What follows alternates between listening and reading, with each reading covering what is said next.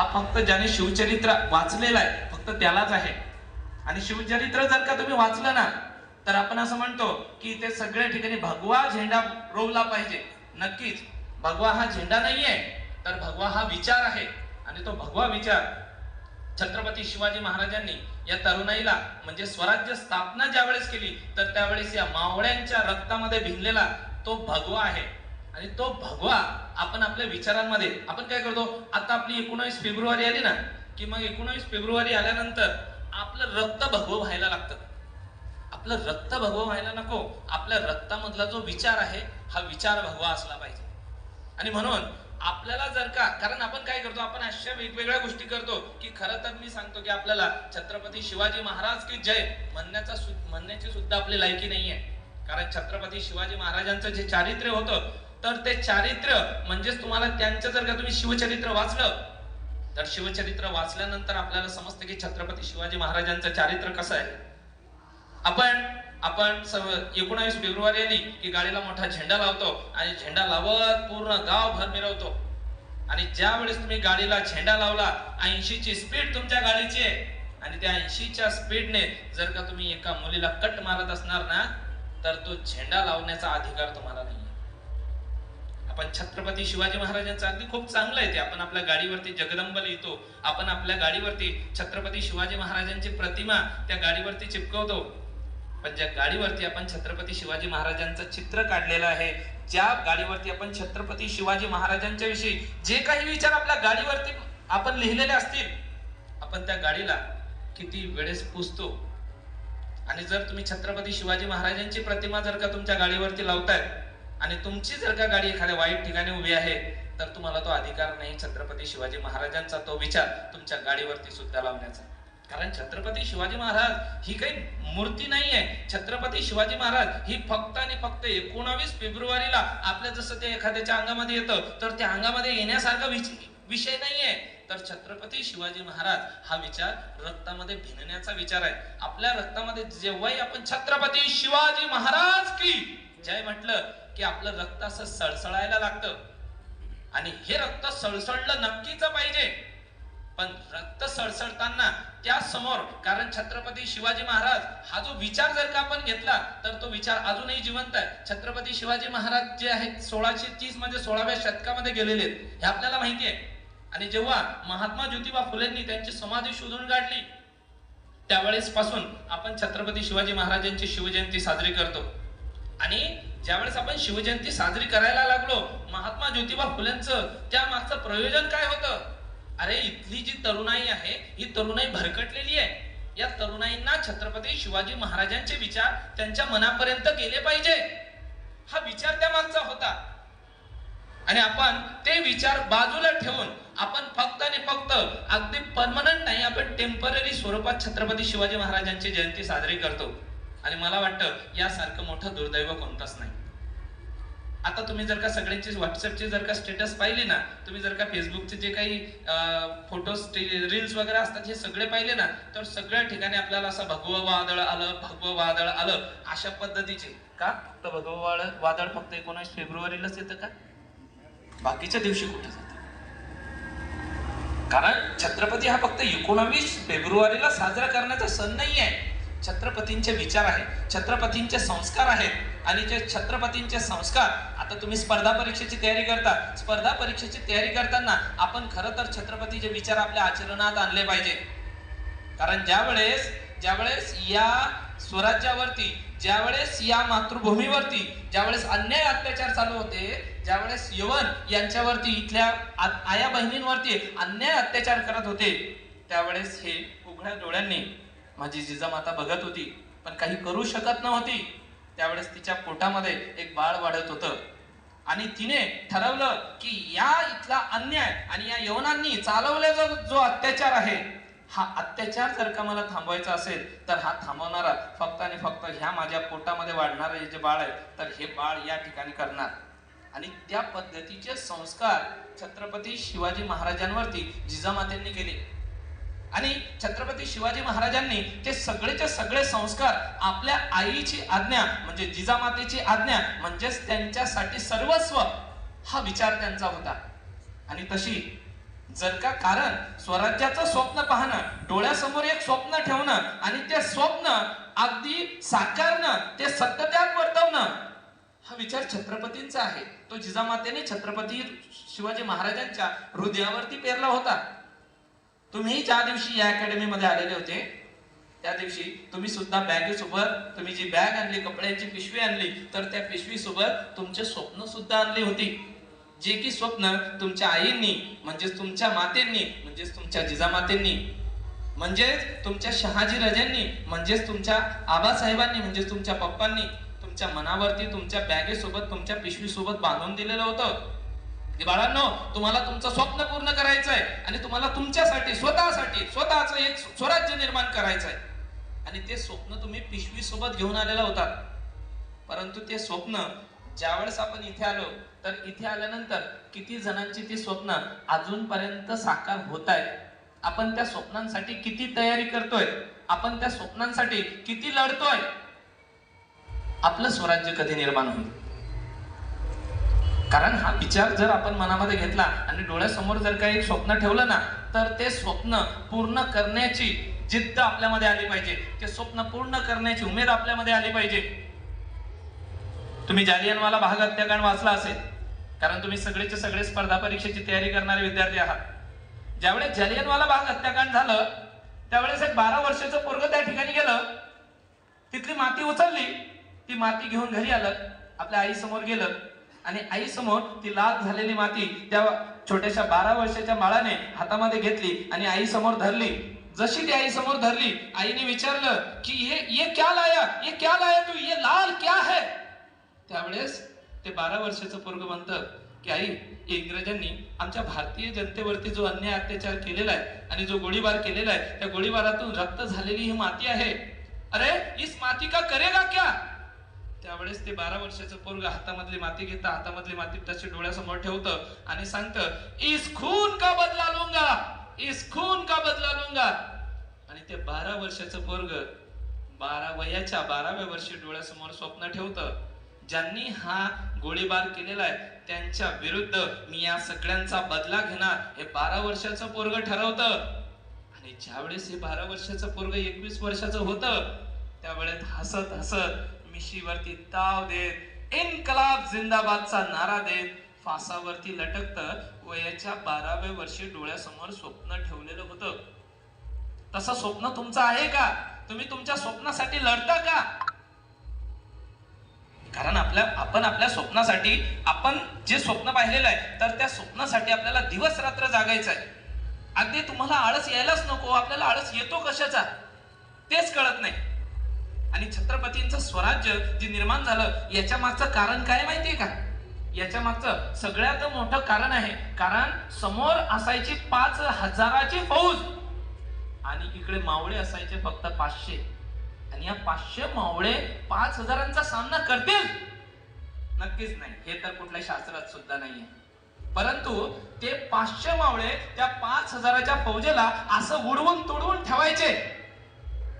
ज्यावेळेस इतिहासकार या घटनेचा विचार करतात की 500 मावळे 5000ची फौज कशी उधळवून लावू शकतात, तर त्यावेळेस एक उदाहरण समोर येतं की हे जे सगळे मावळे होते, जे सगळेचे सगळे मावळे होते 500, आणि त्यांच्या समोर असणारी जी 5000ची फौज होती, ते 5000 जी फौज होती हे फक्त आणि फक्त पैशांसाठी लढत होती. त्यांना वेतन भेटत होतं, त्या वेतनासाठी लढत होते. परंतु हे जे 500 मावळे आहेत ना, हे 500 मावळे अगदी आपल्या छातीच्या वरती त्यांनी शिवबांचं जे चरित्र, शिवबांचं जे छत्रपती शिवाजी महाराजांची जी प्रतिमा मनामध्ये रोवली होती, तर त्या प्रतिमेसाठी, आपल्या स्वाभिमानासाठी लढत होते. म्हणून ते 500 मावळे हारले नाहीत. ते 500 मावळे, तो विचार आहे, तो विचार असा मनामध्ये आला पाहिजे. आणि मनामध्ये आल्यानंतर त्यावेळेस आपलं रक्त सळसळलं पाहिजे. ज्यावेळेस आपण खुर्चीवरती बसतो आणि आपली कंबर दुखायला लागते, अगदी पाठ दुखायला लागते, पाय दुखायला लागते, त्यावेळेस आपल्याला आपला बाप आठवला पाहिजे, आपल्याला आपली आई आठवली पाहिजे. ज्यांनी आपल्याला जे संस्कार करून या ठिकाणी पाठवलेले ते आठवले पाहिजे, ते आपल्या मनामध्ये आले पाहिजे. आणि हा विचार ज्यावेळेस त्या इतिहासकारांनी अभ्यासला, त्यावेळेस त्यांना समजलं की हे 500 मावळे स्वाभिमानासाठी लढत होते, हे 500 मावळे आपल्या स्वराज्यासाठी लढत होते, म्हणून हे 500 मावळे कधीही हरले नाही. आणि हा विचार आपण ज्यावेळेस मनामध्ये घेणार, जसं की छत्रपती शिवाजी महाराजांनी अगदी दवंडी पिटवली की आपल्या स्वराज्यामध्ये काही फितूर येणार आहेत आणि हे जे फितूर आहेत तर हे फितूर काय करतील तर वेगवेगळ्या वेशामध्ये येतील आणि वेशामध्ये आल्यानंतर ते आपल्या स्वराज्यावरती आक्रमण करणार आहेत, अशी दवंडी पिटवली. आणि सांगितलं की तुम्ही सगळेचे सगळे जे लोक आहात, जनता आहात, तर ही सगळीची सगळी जनता या स्वराज्याचे संरक्षक आहात, या स्वराज्याचे मावळे आहात. कारण स्वराज्य निर्माण होणं म्हणजे फक्त त्या 500 मावळ्यांचं नाही. छत्रपती शिवाजी महाराजांनी अशा भावना एकमेकांच्या या जनतेच्या मनामध्ये पेलल्या होत्या की त्या सगळ्याच्या सगळ्या भावना, म्हणजे कुणीच कुणाला फक्त जनता समजत नव्हतं, कुणीच कुणाला फक्त छत्रपती शिवाजी महाराजांना फक्त राजा म्हणत नव्हतं, तर त्या राजांची जी प्रतिमा होती, जर त्या राजांचं तेजस्वी ओजस्वी जे रूप होतं ते आपल्या अंतःकरणामध्ये पेरलं होतं. आणि त्यामुळे ज्यावेळेस ही दवंडी फिरवली त्यावेळेस सगळीची सगळी लोक विचारायची. त्यांनी दवंडीमध्ये सांगितलं होतं, कोणी जर आपल्या गावामध्ये नाव खाल्लं तर त्याला हटका, त्याला विचारा कुठून आलात, काय आलात, काय काम आहे.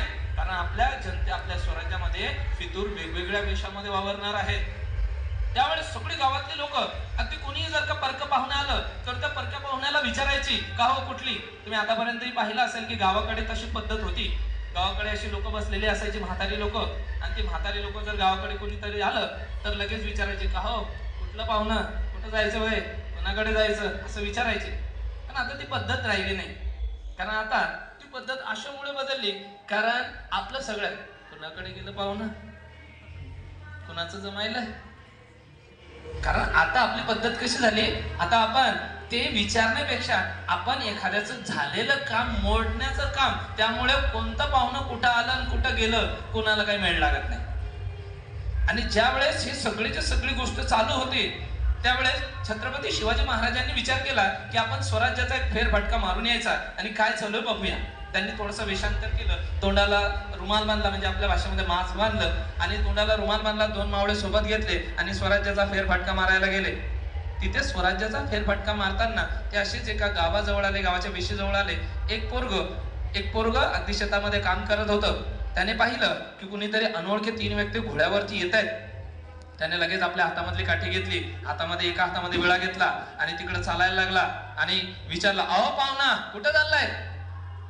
त्यांनी सांगितलं, या गावामध्ये आमचे अमक्या पाहुणे आहेत. नाही ते कोण पाहुणे आहेत त्यांचं नाव सांगा. नाही नाव तुम्हाला काय करायचं. त्यावेळेस परत तो मुलगा विचारला, नाही मी छत्रपती शिवाजी महाराजांचा मावळा आहे आणि या ठिकाणी जर तुम्हाला यायचं असेल तर तुम्हाला तुमची पूर्ण माहिती मला द्यावी लागेल. तू कसं काय मावळा, तू कोणत्या दळातला, तू घोड दळातला, तू पाय दळातला, कोणत्या दळातला तू. नाही मी छत्रपती शिवाजी महाराजांचा मावळा आहे.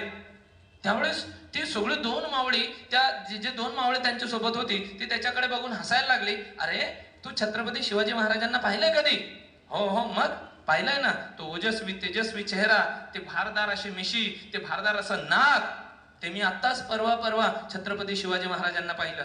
असं होय, मग तू ओळखतो छत्रपती शिवाजी महाराज. हो मी छत्रपती शिवाजी महाराजांचा मावळा आहे आणि तुम्ही जोपर्यंत माहिती देणार नाही तोपर्यंत तुम्हाला गावामध्ये जाऊ देणार नाही. एक ते शेतामध्ये काम करणारं पोरग असं म्हणते की मी तुम्हाला जाऊ देणार नाही.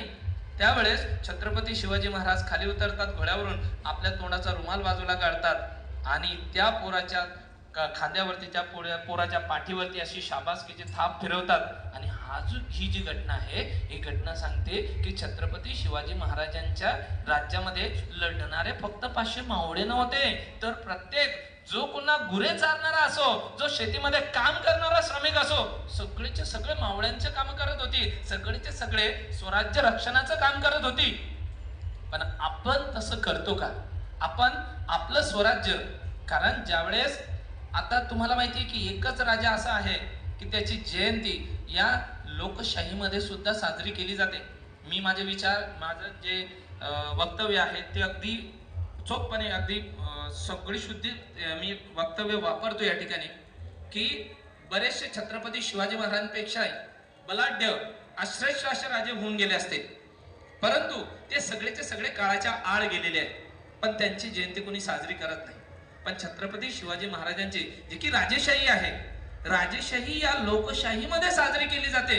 म्हणजे खूप मोठी घटना आहे, खूप मोठी गोष्ट आहे. फक्त आपल्या भारतातच नाही तर पाकिस्तानमध्ये सुद्धा छत्रपती शिवाजी महाराजांचा इतिहास अभ्यासला जातो, अमेरिकेमध्ये सुद्धा अभ्यासला जातो. पण आपल्या भारतामध्ये फक्त चौथीच्या पुस्तकापर्यंत तो एक धडा छोटासा छत्रपती शिवाजी महाराजांच्या वरती दिलेला आहे. सीबीएसई मध्ये तर अगदी थोडकी माहिती दिलेली आहे. खरंच हे आपलं दुर्दैव आहे. आपण एवढा मोठा राजा, ज्यावेळेस डॉक्टर बाबासाहेब आंबेडकरांनी संविधान लिहिलं आणि संविधान लिहिल्यानंतर त्यांनी एक वाक्य वापरलं की ज्यावेळेस मी संविधान लिहित होतो त्यावेळेस माझ्यासमोर छत्रपती शिवाजी महाराजांनी स्वराज साकारलेलं ते स्वराज्य डोळ्यासमोर होतं, म्हणून मी एक चांगली राज्यघटना लिहू शकलो. कारण ते छत्रपतींचं स्वराज्य म्हणजे फक्त स्वराज्य नव्हतं, तर ते छत्रपतींचं स्वराज्य जे होतं ते इथल्या जनतेचं राज्य होतं आणि ते जनतेचं राज्य त्यांनी निर्माण करण्याचा प्रयत्न त्या काळामध्ये केलेला आहे. परंतु आजकाल तशी परिस्थिती अजिबात दिसत नाही. कारण इथली जी तरुणाई आहे, कारण तरुण म्हटला म्हणजे मी नेहमी वापरतो की आपल्या 3 अवस्था असतात. एक बाल्यावस्था असते, एक युवा अवस्था असते आणि एक वृद्धावस्था असते. जी बालावस्था आहे ही बालावस्था कृती करण्याची गोष्ट असते. जी वृद्धावस्था आहे तर ही विचार करण्याची गोष्ट असते. म्हणजे जसं की तुम्ही जर का एखाद्या मुलाला जर का सांगितलं की तिथे दगड मार, तर तो लगेच दगड मारेल. तुम्ही तो दगड, त्याला विचार नाहीये, तुम्ही फक्त सांगा त्याला की तिथे दगड मारायचा, तो दगड मारेल. एखाद्या म्हातारा माणूस आहे, इथे रस्त्यामध्ये दगड पडलेला आहे आणि तो दगड पडलेला जर का तुम्ही त्याला सांगितलं की उचल, त्याला माहिती आहे, त्याच्या मनामध्ये विचार आहे, हा दगड जर का इथून नाही हलवला आणि याच्यावरून जर का कुठली गाडी गेली तर ती गाडी काय करणार आहे, त्या गाडीचं चाक फेल होणार आहे किंवा ती गाडी इथून सरकणार आहे आणि इथे कोणाचा तरी ऍक्सिडेंट होणार आहे. ते त्या म्हाताऱ्याला समजतं, विचार आहे, परंतु कंबर काम करत नाही, पाय काम करत नाही, वाकू शकत नाही, म्हणून तो दगड बाजूला करू शकत नाही. ही झाली बालावस्था आणि वृद्धावस्था. परंतु जी तारुण्यावस्था आहे, तर ही तारुण्यावस्था अशी आहे की त्याच्याकडे दोन्ही गोष्टी आहेत. एक म्हणजे कृती करण्याची क्षमता, एक कृती करण्याची ऊर्जा, एक कृती करण्याची शक्ती सुद्धा आहे आणि दुसरं विचार करण्याची कुवत सुद्धा त्याच्याकडे आहे. म्हणून इथल्या तरुणांना छत्रपती शिवाजी महाराज समजणं गरजेचं आहे. आणि जोपर्यंत इथल्या तरुणाईला शिवाजी महाराज समजणार नाही तोपर्यंत पुन्हा स्वराज्य निर्माण होणार नाही. कारण जसं छत्रपती शिवाजी महाराजांच्या काळामध्ये फक्त लढणारे मावळे नव्हते तर तिथे राहणारे सुद्धा मावळे होते, तसं बाळांनो इथं तुम्ही जिथे सगळेचे सगळे बसलेले आहेत हे सगळेचे सगळे मावळे आहेत, हे सगळेच्या सगळ्या माझ्या हिरकणी आहेत, या सगळेच्या सगळ्या माझ्या सावित्री आहेत. कारण ह्या लेखी माझ्या सगळ्या सावित्री आहेत. आणि ही गोष्ट आपण ती अगदी आपल्या मनामध्ये रुजली पाहिजे की आपल्या मनामध्ये आली पाहिजे. कारण ज्यावेळेस ती हिंगणघाटची घटना होते, ज्यावेळेस कोपर्डीची घटना होते, त्यावेळेस त्या मागचा विचार, त्या मागे जर का छत्रपती शिवाजी महाराजांचा विचार राहिला असता तर या देशामध्ये हिंगणघाटची घटना झाली नसती. तुम्ही हिंगणघाटची घटना, तुम्हाला कोपर्डीची घटना माहिती असेल, तुम्हाला हिंगणघाटची घटना माहिती असेल की एकतर्फी प्रेमाची गोष्ट